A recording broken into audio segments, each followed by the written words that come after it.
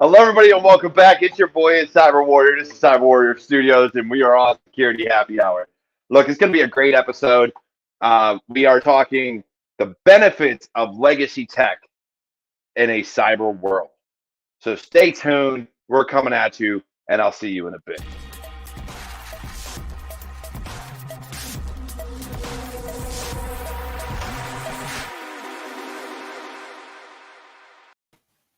And we're off. And this is, of course, Security Happy Hour. With me, as always, my partner in crime, my friend, Eric Villardo. Eric, how you doing, brother? How you doing today? I'm doing good, man. I'm doing good. Look, I know you haven't been able to do new battlefields recently. There's been a lot going on, but I look forward to when you come back. I'm hoping next week, but it may be a week after. So depending on how you got things rolled out. Yep, we're hoping next week to get back to it, and we'll have a very exciting show planned for you guys next week. So stay tuned. Definitely, definitely. And so with us today, our special guest, the amazing Mike Jones, host of the Haunted Hacker podcast. So, Mike, today we are talking the benefits of legacy tech in a cyber world. But before we get into that, why don't you give us a little background on yourself? Oh man, it's a pleasure Just a being little here. bit. Keep it brief. Sure, sure. Thanks for inviting me. It's a pleasure being here. So my background, so I was in the military for a little bit, did signal intelligence, messed around with computers just a little bit, and did some bad things and got on the wrong side of the law, and now I'm back on the right side of the law and helping kids and mentoring offenders from Europe. Oh, Awesome. nice, nice. So I've got a question because this all stemmed from one of your LinkedIn posts. Actually, I had to do some digging because you were not giving me anything when we were talking about topics today. I had to do some digging, and it really did stem from, unfortunately, what's going on overseas. But I can equate it a lot to even what's going on with the internet in the past few years, with AWS going down or dying DNS. You know, what are the benefits of legacy tech? It really, whether it be shortwave radio or analog phone or whatever the case may be, right now, considering the whole world is cyber. And when you look at what's going on overseas and, the state of the world and geopolitics, all the things we find as a luxury, like cell phones and computers and internet could all be gone tomorrow. And the reason why I say that is because, they're planning on a massive cyber attack against the U.S. And one of the first things they're going to hit is critical infrastructure, which is your communications, transportation, and your grid. And there's 5 grids in the U.S. and they've tested pretty much every one of them. So, it's not a far-fetched idea that we could lose that. Yeah, No, come definitely. on. We just had cold drop half of Texas. So you can't imagine what's going on, and now with what's going on in Ukraine, BBC went back to shortwave radio. So, that's something that's realistic right now. Yeah, 100%. definitely. And we've looked at, Russia. They cut off. They're basically trying to do the China thing and do the Great Wall just as much as they're getting sanctioned. They're trying to rip companies out as well. Mhm. So when you think of things like that, and when you're looking at defending your infrastructure and whether or not the U.S. ever does it or the EU or whomever, when you start that kind of chain of events, it really limits who you can interact with and how you can interact with them. Mhm. And so I've always thought, like, why not have walkie-talkies and a ham radio and these these devices that allow us to communicate should shit hit the fan and all of a sudden your cell phone don't work. Yeah, exactly. And when you look at some of the tech that's available for people, they've got. I just bought a Baofeng handheld from Amazon. And the funny thing is, Baofeng is made in China. They don't follow the same FCC restrictions Yeah. for power output and frequency bands, so it's pretty much wide open. You have to be careful with that, with the air, the FAA, and stuff like that. But yeah, so they have those. They also have another device that looks like a cell phone, but it's basically it's a two-way radio, and it can go like 3,000 kilometers, an unreal amount. And all you have to do is get the base set from the provider, and it runs on satellite, and you and your family have these handhelds that look like cell phones, and you can text message, you can call on them. And they're super, super cheap. But again, you're depending on tech from China and a satellite that probably doesn't belong to us. So you take your chances. Yeah, definitely. I know, and you figure a lot of truckers these days use like CB radios, Mhm. and you can still pick that communication up, for miles. So it really, really does blow my mind that a lot of us really take for granted what we have, Mhm. and we think of our kids. Eric, let me ask you a question real quick. Have you or do any of your kids use any legacy tech like CB radios, walkie-talkies, shortwave, anything like that? Well, we have two people in the family that are ham radio certified, so so we do use some legacy tech, and of course, like Mike and I, we're the graybeards, and we used all the legacy tech. So, back in the day, it was we were trying to figure out how we can get through with the you know radio phones, and we used to do something that we used to hit the thing a Beep, couple beep, beep, beep, beep, beep, beep, beep, times. beep, beep, beep. Yeah, What was that recall. called? What was that called, Mike? Morse code, man. Morse Hmm. code. 25 words per minute requirement. There you go. Yeah. I So got to yeah, about 30 in my youth, but it was hard. Yeah. So, and it blows my mind because we've evolved so far, and you're looking at we're trying to evolve further, right? They're trying to bring in the metaverse and VR and all this different stuff and go to space and basically live in space and all these different things, but we are taking away from the fact that what if everything goes down? And yeah. not to be a pessimist, but let's look at an apocalyptic world where there is no comms other than that radio frequency from point A to point B, and we're Mhm. not talking bouncing off antennas, that are standing. We're literally talking just, hey, how far can my one long antenna reach? Can I get at least two Yeah. miles out of this? So I consider that a lot just because of the situation of the world. We're looking at nuclear powers. We're looking at our critical infrastructure going down. Um, and I've always been afraid of that. That's one of the things when Die Hard, Live Free or Die Hard came out and they talked about the fire sale. I Mhm. was like, to me, that's possible. In my eyes, something like that could happen. Yeah. And a lot of other people don't think that It's really strange too when you look at people that were prepping back in the days, the preppers, and they're getting all their food and their communications, and people are like, "Oh, these guys are crazy." way. But now look at what's happening. Yeah. Those people are probably the only ones surviving over there in Ukraine, the only ones being able to get communications out. And look at 9/11. So after 9/11, all the cell phone towers were overloaded, and people weren't able to get comms out of New York. So who came to the rescue? Ham operators. They all went to New York and started helping get communications out for the Red Cross and FEMA. Yeah, definitely. And think about even New Year's Eve. Eric, you're always prepared, man. Although every time I buy flashlights and think I put them somewhere safe, my kids find them and I go to use them for something, and all of a sudden they're dead, and I'm like, you guys are killing me. I need a go bag. I'm I one of those actually people that have my should go have bag one, right and I here. don't. Go Um, bags are a must. Yeah. you'd think I'd be smart enough to have one, and I'm just like, yeah, I'll get one eventually. I keep putting it Yeah. off, like I'll do it eventually. Hasn't happened yet. Um, but you look at it, even New Year's Eve, all the cell phone towers basically get overloaded. Hmm. So if it's that easy on a day of celebration to overload a system, just imagine if somebody nefarious came in. And we can even look at the GPS satellites.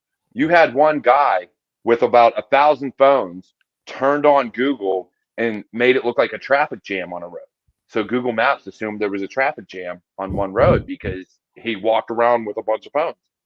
So these things are very possible, and I don't think enough people give it enough foresight as to what could happen.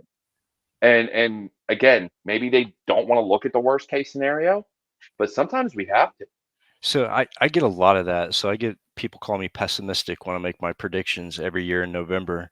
For the following year, I do this thing on TechStrong TV, and it's called Predict, and they want me to give like predictions of what's going to happen Yeah. in the cyber world.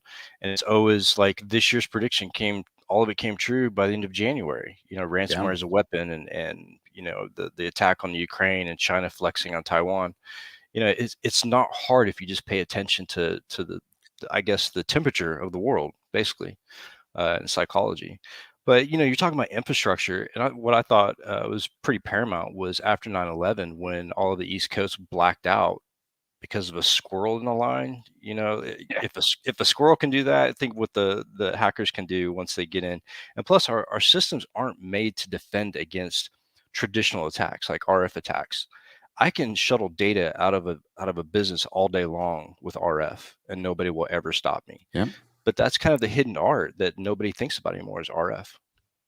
That's Yeah. And correct. And go ahead, Eric. we, even now the big NERC, Mike, I spent some time, I'm doing a lot of NERC stuff for reliability and doing NERC SIP 7, 10, 13, and all those different things, and not a single requirement for anything over the air. It was all cyber vulnerabilities, ICS SCADA system, but nobody thinks of call it the lo-fi,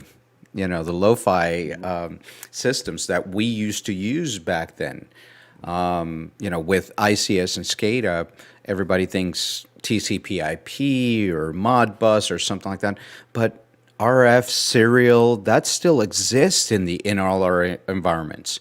And if you look, our good friend Rob Lee from Dragos, I mean, he was there during the whole sandworm thing, and that was just going through and switching things. It wasn't even, a big time cyber attack. It was open this open this this breaker and open this breaker, and that was it. Mhm. And then people had to physically go and close those things. So, we look at all the cyber stuff, but we don't look at the basics, at the real low tech stuff. So how do we I'm always about how do we get that in front of people. So how do we start having people think the opposite now? Here's all the high tech stuff that we're protecting against. How do we go back to basics? Well, I think back in 2016, when I was kind of dancing on the wrong side of the law, I took over a TV station in Mexico, and it was pretty simple. But I think that after they experienced that, the protection they put in place kept me from doing it again. I think it takes some people that pain's a motivator, and if they Yeah, have to face that kind of pain, chances are next time it probably won't happen. yeah, you're right. A lot of times we always joke that there's that meme that before an attack, it's pennies on the thing, and then once there's an attack, there's $100 bills flying at you. Yeah. So, but it's true. It's human nature. Yeah, and you see it all the time, especially like in the power industry. Not a lot of people know, but my career as an adult actually started at a power company as a lineman. So I got to learn a lot about electricity and how things interact and distribute and switch, and it kind of played into cyber as well. Yeah. Yeah, definitely. Because if you look at it, and me and my father talk about this, and it's very much, you look at those power stations, and you're right. You take down one station, you're not going to take down an entire grid. There's a lot of Mhm. redundancy. There's a lot of things there, but it doesn't take much from a coordinated attack. You're talking three, four, maybe five people, and they've already programmed it. They've already, organized it to where you go, you go, you go, you go, you go, and it'll You, just cause a chain reaction all the way down the line. oh, you can cascade with at least two power stations. And that's what I was thinking is it Yeah. doesn't take much. It literally just takes a few people to cause a blackout across an entire, setup. So it's one of those things that I look at and I really contemplate, are we truly protecting these things?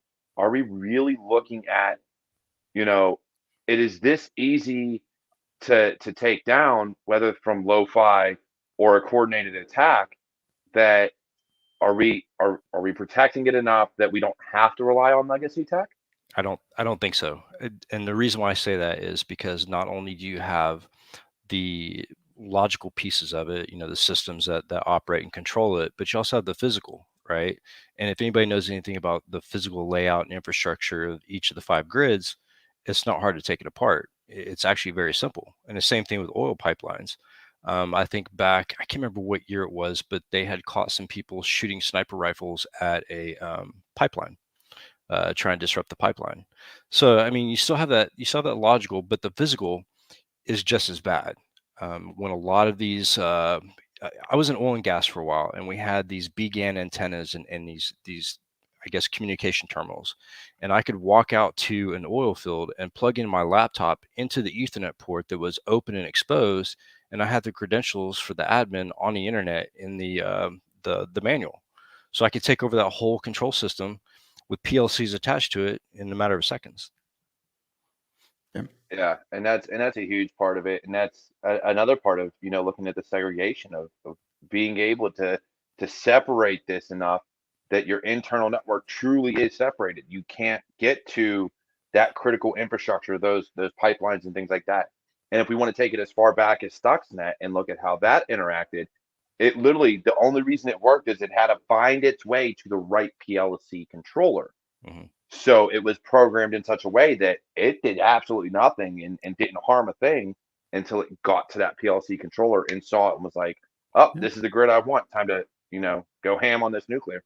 So that's it can happen. These things can happen, and it blows my mind that I don't think we Stuxnet did not exist.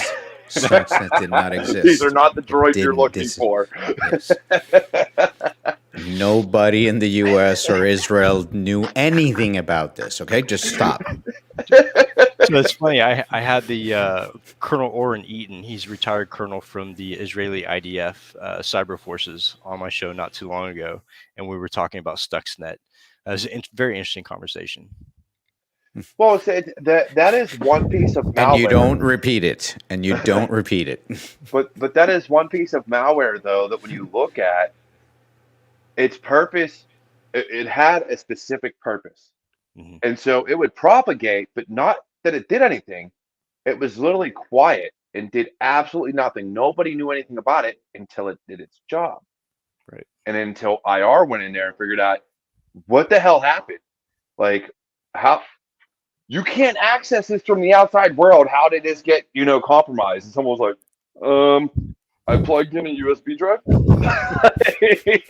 Whoops. Yeah, it said plugged me in English, you know?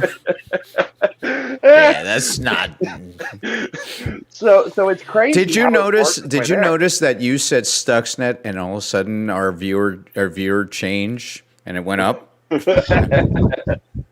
Oh, Yeah. someone was saying Honda taking down a power line.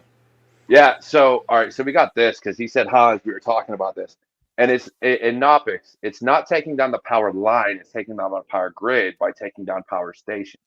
Good. Uh, Yeah. uh, so just as an example, we have, and this is in my eyes how weak some of these systems are. Where I live, we had a bunch of trees that were by the power lines. Now, there was a transformer that would split the grid. So if one line went down, technically you only lost that side. But the problem was that line went down, blew the transformer, and now we lost 2 streets of power. So when things like that happen, that just shows you it can't handle what people think it can handle. Because if one line goes down and takes down probably 2 blocks of power, there's an issue there. Let's roll back to AT&T during Christmas a couple years ago when the guy drove the RV in front of the AT&T building and blew it up. Oh, I okay, lost that one, yeah. I lost internet for over a month.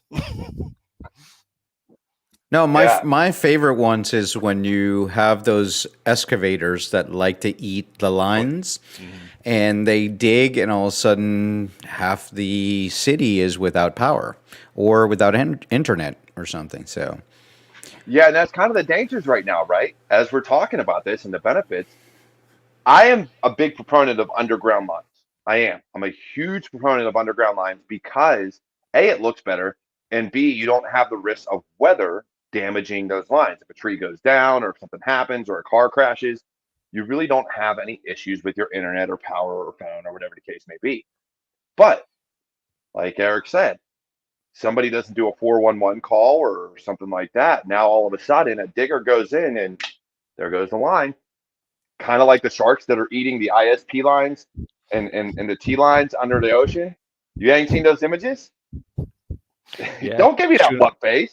chewing on There's cables. images all over. The trunk cables going across the ocean. These fools are eating it. And it's, they're protected now. Don't get me wrong. We haven't had any issues in God knows how many years. But it's very funny to see that because there are trunk cables that go across. Every once in a while, you'll get a foreign country that will accidentally snip one of them accidentally, but it Accidentally. loses. Yeah, you lose internet for a while. But it really blows my mind that things like this happen, and as much as we've had bad things happen, no one is really preparing for that. There it is. There's the picture. Eric had to pull it up.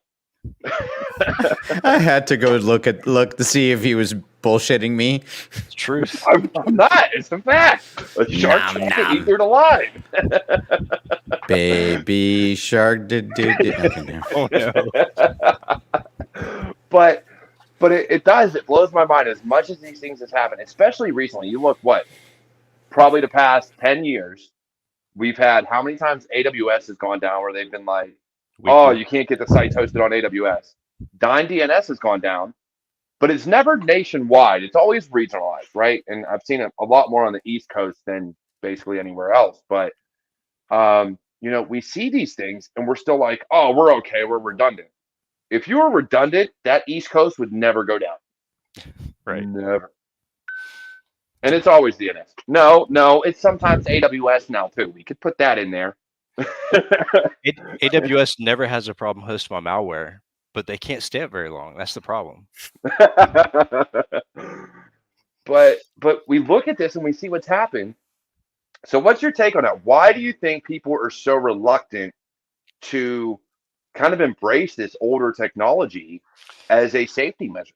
Man, I'll tell you what. So I lived in Europe for the past couple of years. I just got back to the States this past year. And what I've realized, I know this sounds really bad, man, but going around the world and seeing how the other people live and experience their culture and their lifestyle, we take for granted a lot of stuff that we have. And a lot of people in the US, Yeah. and I know I'm going to get slammed for this, but the IQ level in the US, the average is not very high. And as long as they can get Target and Starbucks on the way to work in the morning, they don't give a shit about anything else. Half the people I talk to about what's going on in Russia and Ukraine, they have no idea. It's just like a glazed over look. But yeah, that people outside the country, they don't take things for granted. When Yeah. a lot of their infrastructure was tin cans and cables, they appreciate small stuff like shortwave radios. I mean, that's how a lot of the world actually listens to news, is through shortwave radio. My father still says that he said, I've got lead poisoning every day. He tells me. Well, you do. It Eating paint explains a chips. lot. But again, you're not wrong, and I think we do. I know we do. I know for a fact here in the U.S. especially, we take everything for granted, and it's just a little bit of a background. My niece was completely shocked that my mom didn't have a dishwasher. Like shocked. Like, you don't have a dishwasher? My mom was like, yeah, me. I'm the dishwasher. And so things like that, all the advances that we've made, we do, and especially our kids, as generations have come up, they're so used to having them that they take for granted what they have. One of my favorite ones is when they put one of these younger kids in front of a rotary phone and they say, you have half an hour to, and they put an actual phone book next to them and say, find the grocery store and dial the phone. You have 30 minutes, and they can't do it. They actually pick up the phone and like look around trying to figure out where the buttons are at. Yeah, and it's crazy, and that's one of the things. Look, I know my kids are spoiled. I got 5 boys. I know for a fact they're spoiled. They have everything, and yet I still look at it and I still try to teach them, like, you don't realize how good you have it. Be happy you have what you have, because in a second it can all be gone. And in other countries, it's already gone, or they never have. So if you don't appreciate what you have and understand that it's a luxury, it is not a necessity. There is so much we have in this country that's a luxury that I don't think they realize, and I don't think a lot of people realize. No, the Ukraine, when you saw the assault on Ukraine through that cyber attack, and you saw the bank shut down, you saw the people stand in line at the ATMs and stuff. That shit can happen here. Like I don't want Americans to think that we're immune to that. Like that can absolutely happen here. Yeah. Like tomorrow. Oh yeah. Well, I stand by this, and look, I don't play politics. I'm just going to say that China and all these other countries that we import our goods and our chips and our tech from, whether or not it's DoD or government, they may find a way to make it all American. I don't know, but Eric will argue with me on that. That's why I'm not getting into Okay, that. so let me go a little more simple. Let me go a little more simple.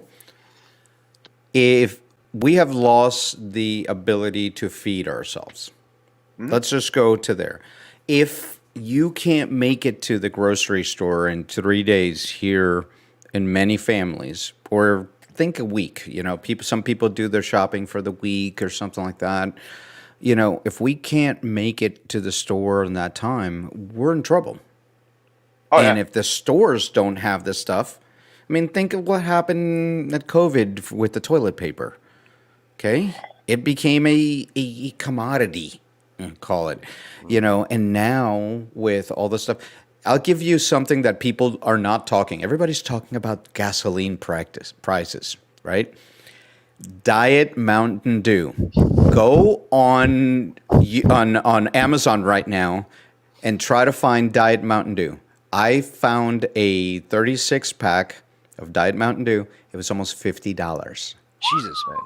But they've got the whole supply chain still going too. This There you whole, go. all these tankers and cargo ships off the coast, and somehow they can't find their way in. I don't. Yeah, really but we understand. bottle that here in the States. Yeah, right. But see, that's the whole thing, is the government likes to create these shortages or these oh, the supply and demand is horrible. But really, it's them raising prices and making it that way. I mean, look at the gas price issue. Everybody was thinking it was from the war. It's not from the war. It's because our president wanted to go green and drop fossil fuels. There's always a reason behind it. It's not just, oh, it's just a supply chain issue. I'm not joking, guys. Jesus, God. man. Yeah, I can't look seriously. Mountain Dew for 50. I would never buy that. Never. Full throttle, Oh, maybe. my favorite. All right, if we're gonna talk supply chain, my favorite during COVID was the guy that bought a bunch of either hand sanitizer or something. Look and at this. He spent like, God, screw that. $75. He got like thousands of dollars. He spent thousands of dollars on all this hand sanitizer, and then couldn't resell it for $10 of a little tiny bottle. Like, oh my God, I can't stop. You did it yourself, dude. You were a jackass. Right? Yeah. I got to kill the COVID. Let me drink this hand sanitizer. Like, Kill the COVID. What happened to COVID? COVID just disappeared, man. Like the Russians got pissed and COVID disappeared. We cured COVID like overnight. But it's crazy because I look at it and I look at all this and I look at our please, world. Mike, don't get him started on the COVID thing. I'm not touching it. I'm avoiding that. It was a nightmare for me. I'll just tell you that. It was a nightmare for me. The solution to the COVID actually almost killed me. I was in the hospital for it. So yeah, not fun times. I'm not touching that topic. So back to legacy tech, as this is supposed to be about. But yeah, so let's think about it. So we said we got shortwave, we've got ham radios, we got CB radios. Mm-hmm. Is there a need, or are there still lines available that have not been replaced that can run on like analog phones, like your rotary phones? Does that technology still exist within our infrastructure? That's a good question, to be honest with you. I don't think that, not in the civilian side. I can say that, not in the civilian side. I don't think that exists. In the military, absolutely. If you've ever been on board a ship and underway, you're living in legacy tech. But even like with what we have now, so take the Hack RF, for example. You can turn that into a cell phone tower. Right. You can do all the things that you need luxury wise as far as communication, broadcasting, I don't know, TV. You can do it all from a little box. So we have all that legacy tech built into modern day devices. It's just people don't make the connection. Yeah. Yeah. Which makes sense. But again, it comes back to not a lot of people have been taught about it. Not a lot of people know about it. And so, William has this here, and he's right. RPSTN support pulse, so rotary dialing, was forced. Everyone was forced to touch tone. Yeah. Mhm. I And mean, even our broadcasting signals, most of the signals, I believe that by this year, all the broadcasting over the air has to be HD now. So some of the legacy transmitters are getting turned off. Mine transmitted pretty good. but even that blew my mind when you look at it. And people can't afford cable, and this goes back to the way things are changing. If people couldn't afford cable, so they stuck with antenna and the rabbit ears and everything else. And then they were like, hey, you still need to go buy a new antenna because you need a digital signal. We can't use analog anymore. What? And Yeah. so, okay, so they go out and they get a digital signal. Well, now that digital signal doesn't handle HD, so now they got to go buy another antenna to handle an HD signal. Well, like Mike, you missed this one completely. Mike mentioned in the other areas of the world, analog signals are still very active. In the United States, unfortunately, in Canada, I believe as well. That's just it's gone to the HD and the digital signals, but then again, we are in a situation where if the worst comes to worse, most people don't even know the Morse alphabet. They don't know how to communicate. They don't know how SOS. to. Short, short, short, long, long, long, short, short, short. That's the extent No, of you Morse got it code that I wrong. would cut. The Was it the opposite. other way? The Long, opposite. long, long. Okay, yeah. I like seriously. That's the extent of what I know, and I would have like been backwards at that. I'd have been like, let me Google. Oh wait. I can't. Oh Exactly. crap. Yeah. So one of the things that I always told a lot of people is, short of having an EMP issue and not having any electricity, and a lot of people don't even know how to build a simple generator, Mhm. and so that's one of the things that I always say: learn how to build a simple generator or have a generator or something like that you can use, and then, have a little computer, something small, Raspberry Pi or something like that you can run with that information that you think, and have your doomsday, if you will, information thing. That's a good tip for somebody. I have a Raspberry Pi with batteries that I can use in case, and I have a lot of different websites that I've stored and information and wikis that I've created with things like how to make fire, how to plant things, how to, do a generator, how many turns do I need to do a cable to do a generator, how to turn a ceiling fan into a generator, things like that are going to help you if you are in kind of a worst case scenario. Mhm. For sure. Yeah, and things like that help with kids. Your kids know how to use tech. So if you spin up a Raspberry Pi, put all that on there. If something were to happen to you, they still know how to turn it on and plug it in and get that information. If it has Minecraft, yeah. Hey, I put Cody on my first Raspberry Pi, so I can't say nothing. Me too. I actually have one on my TV right now, but I can't say enough about HackRF. Like Yeah. if you don't have the device, you need to get it. You need to learn it. And as far as like ham radio operating goes, I had no idea how to get that license. But I tell you what, when I was in the military and I was doing signal intelligence, my dad had been a radio operator for years, worked at the NSA when I was a kid. Like he had that tech. And finally, I got interested in it and thought, well, I'm going to take the test. So I got the book, studied for a weekend, took the test, passed it. It's not made to fail. And Yeah. I think everybody should have the license and able to operate. Oh yeah, definitely. I think it's a very important technology. We say it's, legacy technology, but it's a great way to communicate, and it's a great hobby. It's a great hobby to talk to people across the world in that. And when we have situations like where is happening in Ukraine, a lot of information's going over ham. You know, a lot of information's going over shortwave. You know, a lot of and the reality is when you look at what's going on, the Russian forces are using legacy technology Shortwave. right now, and I love that a lot of the folks that are doing the intercepting in the OSINT community intercepting, they're actually intercepting, you know, the Russian forces because they're not using any of the crypto. And crypto, for those people that are listening to us on the podcast right now, we're talking about the cryptology, not the cryptocurrency stuff. So, Cryptography. Yeah, so correct. I actually went out and bought an Eaton Elite field unit as soon as the war broke out, just so I could intercept the communications because I knew the Russian forces would be using shortwave. Yeah.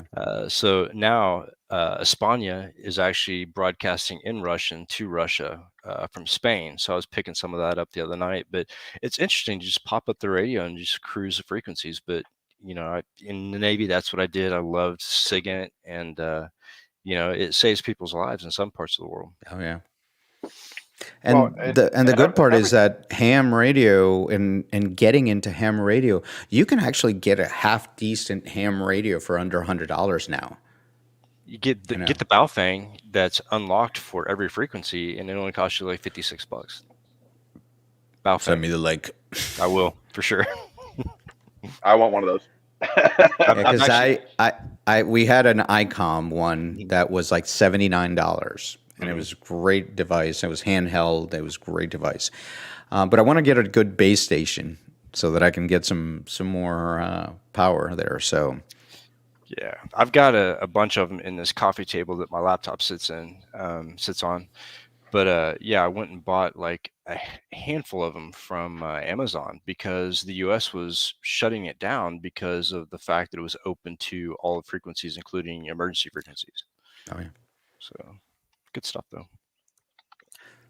Yeah, but yeah, and that's it's very important, and I think people need to realize that when we look at legacy tech, it's everything. It's pencil and paper. It's shortwave radio. We're talking things that people very use very infrequently these days. I mean, I know a few creative people that'll pick up a notepad and a pencil and use that, or anybody that does podcasts or music or whatever.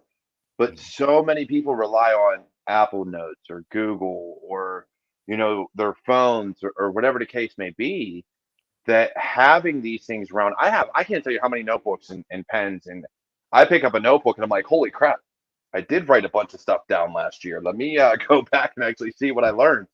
Like I don't know. Maybe it's our generation. Maybe it's, or well, we're kind of two different generations here, but maybe it's just the fact that I was, raised in such a way that it's important to me that I have the ability to write and take notes and do these things. Um, you know, I think we lose that. And you look at even your Audible and your audiobooks and PDFs, and everybody's like, "Oh, I have it on PDF," and I'm like, "Do you? Like, what if you lose that hard drive? Yeah. What if you lose that hard drive? Oh, that's well, why I I have put it it. here, That's why I put it in the cloud. Right. right? I put it Some on somebody else's computer, right. you know. Sure. And So if people knew the RF that was floating around them, like in a 24-hour basis, you know, the stuff that you can Yeah, pick up and analyze and replay is amazing. Like people's garage doors, people's cell phones. You know, I can sit there and do IMSI sniffing all day long. cars. Yes, Click click. absolutely. I Yeah. got you. Your car. I can come in there. So some of those actually have rotating or randomized mhm. frequencies, and they hop channels or whatever. But you can also record that and play that back, and it works perfect.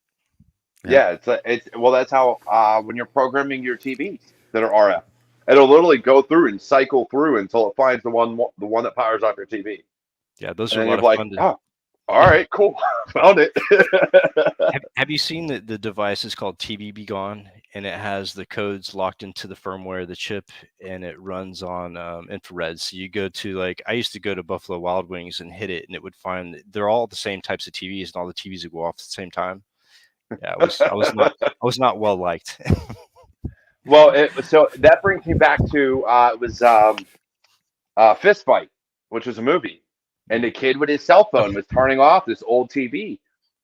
But but again, he's using the same type of signal that we're talking about. So Yeah. I don't know how he was doing it because there was no RF, Right. like The flipper. you didn't see it on the flipper. So hey, Setcon, thanks for joining us. Um, so you see these things, and again, we're talking older technologies that are still around, and people don't realize. Not everything is Bluetooth. Not everything is wireless. Like some of these technologies exist, and if you can learn how to use them to your advantage, then when the shit hits the fan, it still works for you. Yep. Yep. And that's what I've really tried to focus on with what's going on currently, because I think this is the closest I've ever been. Take Iraq and Afghanistan out of the equation. I was over there, but this is the closest I've ever been in my lifetime to something that would reflect kind of the image of a world war. And I think being on the precipice of that and seeing how close we are, and what the chances are that it may happen, I think is eye opening. It should be eye opening. I know most people still walk around in little microcosms and don't pay attention, but Yeah. people need to pay attention because this will affect us, our kids, and our grandkids. Yeah. Well, I was in Bosnia and Kosovo, Mhm. and it was kind of a similar situation that what's happening in Ukraine, not as high intensity. Well, we had some parts of high intensity, but I do agree with you. This is the closest since before that when I was with NATO, and we are we're right now at a tipping point. In the next coming weeks, if there's, and I don't mean to be the pessimist or the negative Nancy or anything like that, but we are at a precipice where one wrong move from somebody, and it doesn't need to be Russia, it doesn't need to be us, it could be any of them. A hacktivist. A hacktivist doing something that gets misattributed to somebody, and one country joins, and then one country joins, and then one thing flares. Right now we've got North Korea going little rocket man shooting things up in the sky. We've got China with Taiwan. We've got the Yemenis up north. We have India just shot a missile today, and it landed in 100 miles into Pakistan, and they're saying it was a mistake. But that something as stupid as that could start all these little embers, and we could be in a situation where WWII turns negative Prime for us. time. And what's going to happen to us is we're in a country here in the United States where people don't have that self-reliance that we used to have. Not even me. I mean, if my local neighborhood food store wasn't there, I'm not ready for anything more than 7 to 14 days. I'm What's going to not. happen? I mean, I can make it work. I've got some local farms near me, but Yeah, I I'm got not in any Amish farms here, and here. I live in a Some- downtown area, so there'd be a lot of dogs missing. My wife keeps saying if we were in a zombie apocalypse, she'd eat my dog, and I keep telling her no, she's not allowed. But I look at it, and we talk about that. So you brought up hacktivists, Mhm. which is a big thing because a lot of countries I've noticed in previous years before Ukraine always wanted to quickly attribute something to some country. It was, oh, this is Russia. Like within a day, all of a sudden they knew it was Russia or China or the U.S. or Israel or whomever, right? They always place blame. In your eyes, is it really possible within a day, with the ability for Google Translate and all these other services, to know who actually did something with Most VPNs attacks and are all that? signed with love from Russia. Right. You So, know? so Oh God. It's so easy to make him laugh. I love you, Eric. I love you. But is it really? Does that make sense for somebody to really attribute an attack within a day? What is that? Where's the That's music Eric. coming from? That's Eric. That's not me. That's not me. But this is what I want to enter next show. When you introduce me, I want this song coming on. Okay. Where'd you find it from? Because it ain't me. I'm not playing anything. It's not me. Mike. It's Mike. No, I promise you, it's not me. I swear to It's God. definitely Eric. Eric's the comedic relief. It's definitely this guy over here. It's him. Somebody is intercepting us right now. I want my question answered, Eric. Damn it. Quit playing music. So really, as we're talking about hacktivists, and again, this goes back to, because it will bring us to legacy tech, which is why I'm asking this.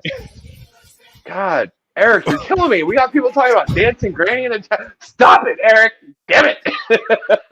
All right. Freaking. She is here now. She is here now, and she's got her own music. Oh my God. Okay, this is going off the rails. Okay, let's all right. Oh God. So we're gonna look at this, right? So hacktivists could cost. I'm from Germany. I have Putin 350 clicks away from me. If you're hacking live, I knew you were from Germany because we are hacking live. You just knew that he was from Germany because his name is in German. Come on, man. Exactly. That's how I knew. We are hacking live is what that says. So, when we look at this and we're looking at attribution, when we're looking at things like that, how are people correlating this within a day? You're killing my vibe today, Eric. You're killing me. That's crazy. So to be watching live because there's a lot of shit going on right now.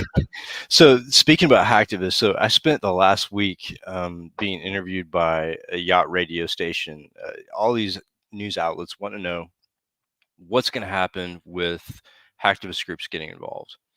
And me and Dr. Chase Cunningham, he's a former cryptologist from the Navy as well. We were on a show and we're talking about it's so dangerous for them to be doing that right now. Mainly because all these Shodan hackers that pull down these IP addresses, they don't necessarily know what that's connected to.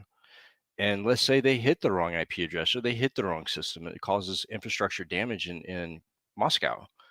Guess what? You just threw up the flag for World War III to start, because Putin is absolutely going to take that type of attack as an act of war. And if it even remotely comes from an American IP, I don't care if it's not an American, they're just using our IP address, it'll be aimed towards us, just like we would do the same thing. Yeah. And he's muted, thank God. Dang it. And the other one that happened the other day was some of the hacktivists took out a plant in Belarus, and our intelligence community was actively monitoring that plant, so they knew what kind of armaments were coming out of there. So that was an intelligence collection resource, and the hacktivists took it down. Good that they did, but on the other hand, they then gave our intelligence community a blind spot. So it's good and bad, and it could harm. And again, it could hit something that could cause the tipping point. So as this came up, is hacktivism wrong? Would that be closer to a mercenary? Depends on how you want to look at that. So, the way that I looked at it, that was my ideology. When I was younger, that ideology almost put me in prison. So to me, it's a no-go. I do think that we had the right idea. I do think that we went after the right people and tried to expose the corruption and the oppression and just lack of humanity.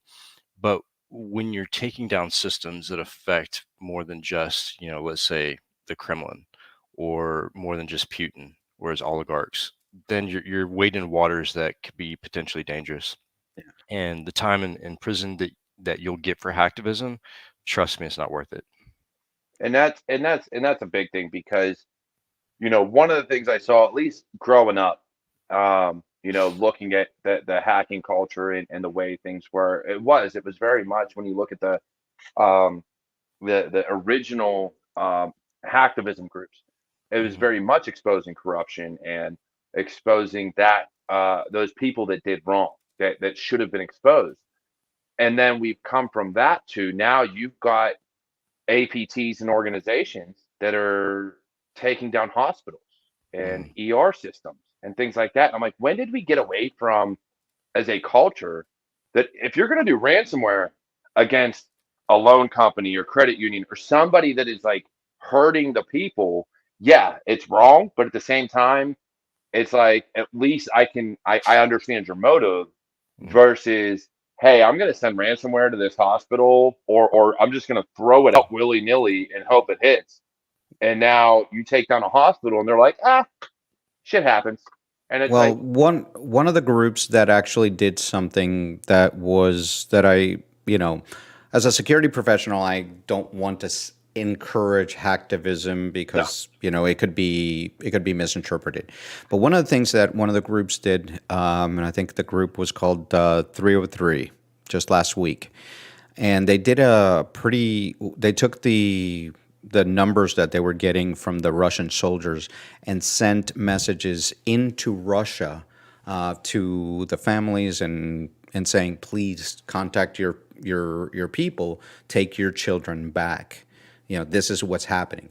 So that was a, call it a non-destructive hack that I thought was, at least in my personal opinion, was something that was, I guess, a little more beneficial because the war is being painted so differently in Russia Hmm. with the misinformation, disinformation campaigns.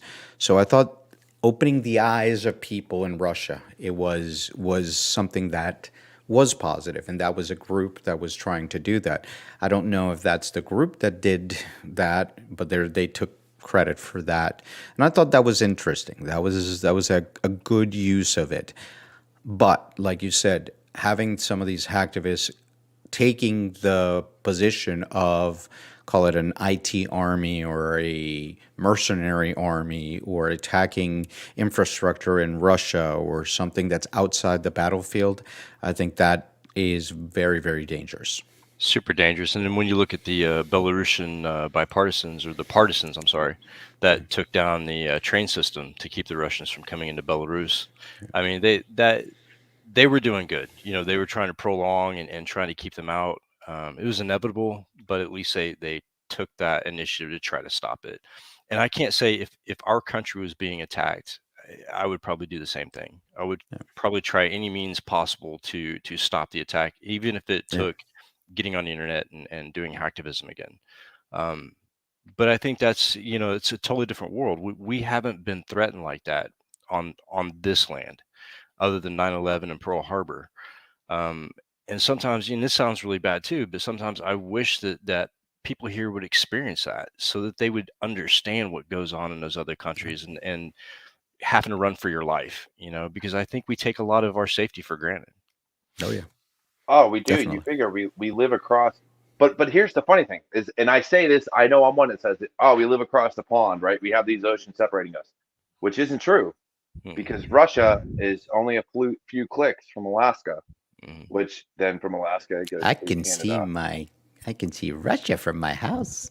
So it's one of those things where, these shortwave radios, these forms of legacy tech really should be a priority. Well, Yes. yeah, a priority for people to find a way, because we live in a time and age where at any moment your infrastructure can collapse.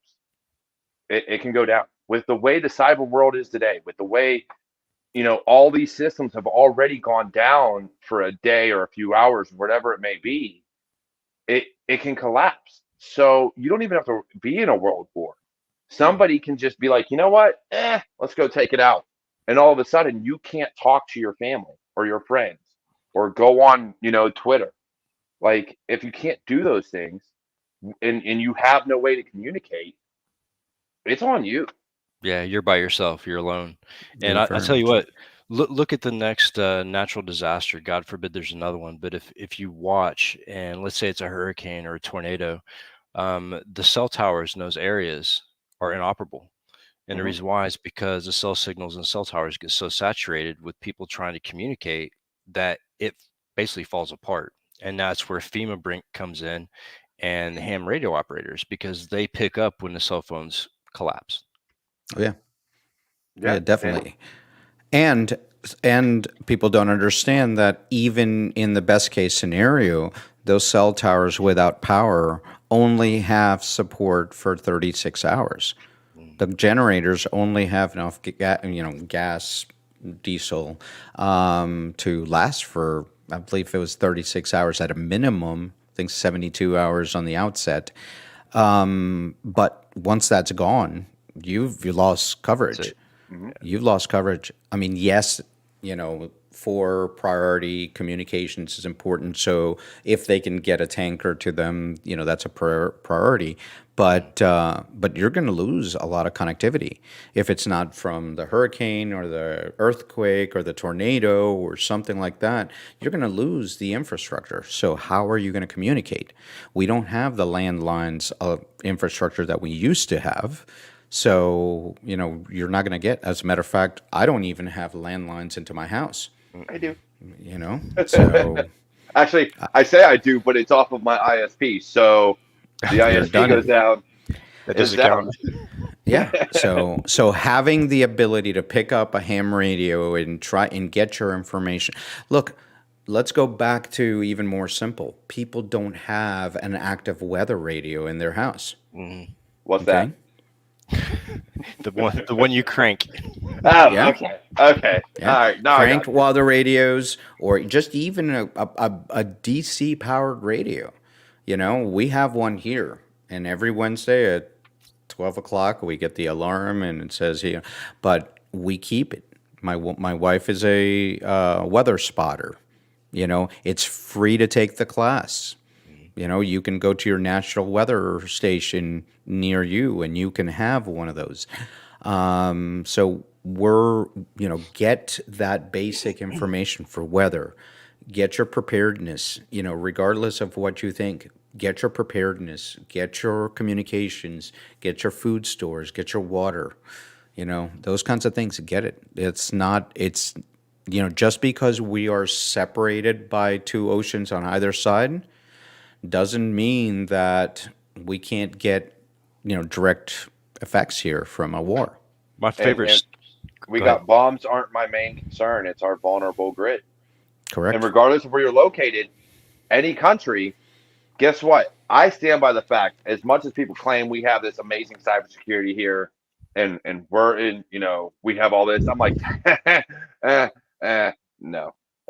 Yeah. My, No. my favorite story is when I was working at the Joint Force Intelligence Command of Virginia, and I was driving this old Isuzu rodeo back from base one day, and I had my ham radio on the dashboard, bolted and everything, and I'm cruising. All of a sudden, my Isuzu rodeo starts smelling like smoke, and there's flames coming out of the hood.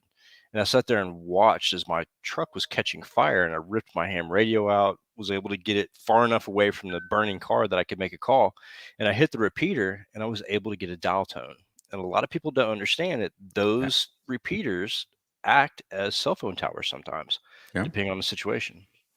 Yeah, yeah, definitely. And it blows my mind. It does to this day how much reliance on tech we have on newer tech. Oh. And my wife laughs at me as a cybersecurity person, someone that loves computers, loves technology and all this stuff. I stand by the fact that if somebody were to give me enough money that I can go build a cabin in the woods and be off the grid, I would do it in a heartbeat. In an absolute heartbeat. I will learn to hunt. I've never hunted in my life. Guess what? I'll figure that shit out. My wife can farm. She knows how to plant, vegetables and fruits and stuff like that. we'd be good. I can't see the cyber warrior there chopping wood and Oh, I do it making. now. I do it now. I don't mind working outdoors. Where's the reset button on this thing? On this axe. Okay. Right? Dude, I had my kids outside working with an axe chopping wood. Like that's I love being outdoors, but I do. I have an affinity for technology. But if I could live out in the woods and no one would bother me or if something were to happen, I'd do it in a heartbeat. And people don't realize that. They don't want that. They love the city. They love the nightlife and things like that, and they want to have their cell phones and their social networks and all this. And if they lost that, they'd be at a loss. They'd be like, "Oh my god, I don't know what to do with my life." Me, I'm like, I'm gonna go out to the woods. I'll see you in a few years. I'm good. I'm good. But it's one of those things that we don't consider. A lot of people have never been camping or to the woods or, you know, chopped a tree down or even planted a vegetable, and so they don't know how. So this legacy tech is of vital importance in teaching our next generation and as a parent, spreading that knowledge of, hey, let's take our small 5 by 5 backyard and we're gonna put a tiny garden here and grow maybe a pepper and a tomato. I advise you not to grow pumpkins or any squash because they take over your entire garden. But a pepper and a tomato work great. But doing something like that to teach people how to do something different without relying on technology. Well, I put 4 zucchini plants in like a foot and a half square, and then I learned how big zucchini plants can get. Yeah, it wasn't pretty. So I have an indoor garden right here in my apartment. Literally oregano Nice. and basil and everything I need is just right around the corner. Oh, you say oregano. It ain't oregano. Don't lie to us. It's close enough. But I think It's legal in Pennsylvania. I think it's super important for people to go back to, looking at how antenna propagation works and wave propagation and how circuits are built, because everything we have now is built off of that same concept. You look at Wi-Fi. How do you think they got the idea for Wi-Fi and the signal? It came back from old RF, and that's what we built into Wi-Fi. So if you understand the basics and the legacy, the current technology is not hard to understand. Yeah. Yeah. I got taught RF. I went through my 25 Romeo course. I got taught all the different signals and things like that. And, signal jammers and SATCOM and computers and TV and broadcasting. And damn it, I was Intel, so mine was DF. Yeah, I was actually one of the first cyber warriors in the Navy, the new rate CTN. Don't take my term. I'm still trying to reclaim that shit from the Army. Dude, every time you Google Cyber Warrior, the Army pops up. I'm like, man, fuck you all. I love SIGINT, man. SIGINT was my thing, and just learning that little bit on how everything worked, and I managed the NATO emitter database, so everything that was NATO and gave off electronic emission, I managed the whole database. And it's amazing to see what's out there that runs and actually gives off just the slightest bit of emission that you can identify.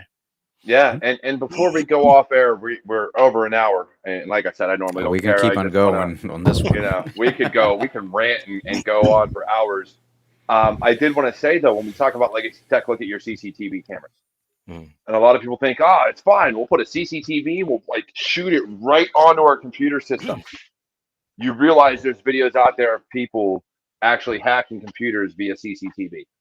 It's been done by tones and radio signals and things like that. LED. Not only by that, but when you look at a surveillance system. So I did this in 2016. I got into a gas station and got into their security system, their alarm, their front door lock, their cash register, the point of sale was all on their surveillance system. So I was able to look at the cash register and look at when people swipe the card, and the numbers were printing on the surveillance system. All the credit card numbers, all the addresses, everything. So I was just collecting credit card numbers. Yeah, and it's huge. It's huge. These CCTV systems. PCI? Oh man, look! Don't get me started on PCI. I think it's a joke, but that's just me. But look, it's been fun, Mike. Again, hang out back. We'll talk here in a little bit. Sure. Otherwise, look, I got a huge name coming on next week. Normally I don't announce these, but I got Catherine De Mesa, and we're talking, women in tech breaking into a career as a newbie and balancing being yourself and still being able to get stuff done. So I'm actually assign an actual topic to it eventually, but that's really what we're going to be talking and that's the full gist of it. So I'd love to see you all next time. Eric, before we go, any last words from you, and then we'll hear from Mike. Yeah, I want you guys to look up at wicked6.com. That's coming up next, I believe, in 2 weeks. 1,000 women playing cyber games online for 24 hours. We've got some great speakers. I will be co-hosting with the great Neil Bridges. That's going to be doing the webcast for that. So we've got a lot of great, not just here in Cyber Warrior, not just in New Battlefields and Eric Bellardo Cyber. Go ahead and subscribe to my channel as well. Let's see. There you go. That's my channel. So go ahead and subscribe there if you're not, and follow us on all the social media so you can keep abreast of everything that's coming up. We've got some great stuff coming up in the next 3 months here. And we've got some really good stuff for Raíces Cyber that's going to be coming up here soon. So I hope to see you all then. And don't forget, subscribe right here. Subscribe. Yes. Mike, what you got, brother? One last to go for the road. Make sure you hit up the Haunted Hacker podcast on YouTube. Subscribe. I don't have the nice little banner right here, but it's Haunted Hacker on YouTube. But also, it's in the description of this video. So go to. Awesome. There you go. Also, keep an eye out for my new nonprofit called Hackers for Veterans, Hackers for Vets, and we'll be pushing money that way. And it was a pleasure being here. Thanks, guys. Dude, it's been great, Mike. And once again, I'll see you guys backstage. I'm going to take us off and we'll be good to go. Look, everybody, it's been fun. It's been a blast. I love you all. It's really been amazing. And, when it comes down to it, I couldn't ask for a better audience and better people to watch the show. So as Security Happy Hour goes off the air, just know you can go to CyberWarriorStudios.com for all the ways you can support us, whether that's through merch, Patreon, buy me a coffee, CashApp, whatever. If you can't afford it, guess what? Go share these videos, share everything we have on our channel. And the same goes for Eric. Go and share his videos, like, comment, subscribe on everything you can, because the more you do that, the more that YouTube will actually put our videos out there in the algorithm. So saying that, I love you. Have a great weekend, and I will see you all next time.